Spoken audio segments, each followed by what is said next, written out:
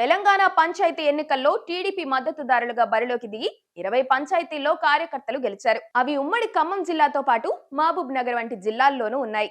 ఈ జాబితాను తెలుగుదేశం పార్టీ అధికారికంగా విడుదల చేసింది. అసలు పంచాయతీ ఎన్నికలను పట్టించుకోని పార్టీ విజయాలను మాత్రం చెప్పుకునేందుకు ఆసక్తి చూపించింది. పార్టీ నాయకత్వం తెలంగాణలో పార్టీని నిర్లక్ష్యం చేస్తుందన్న అసంతృప్తి క్యాడర్ లో ఉన్నా ఈ ఫలితాలు టీడీపీ క్యాడర్ పార్టీ అనే అంశాన్ని మరోసారి రుజువు చేసిందని సంతృప్తి పడుతున్నారు.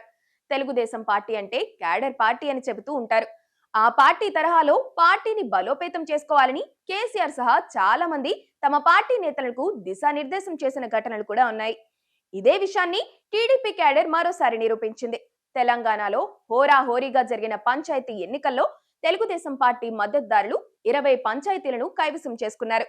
మామూలుగా అయితే ఇది పెద్ద విషయం కాదు, కానీ వారు పార్టీని వదిలిపెట్టకుండా పార్టీ మద్దతుదారులుగానే ప్రచారం చేసి విజయం సాధించడమే అసలైన విశేషం.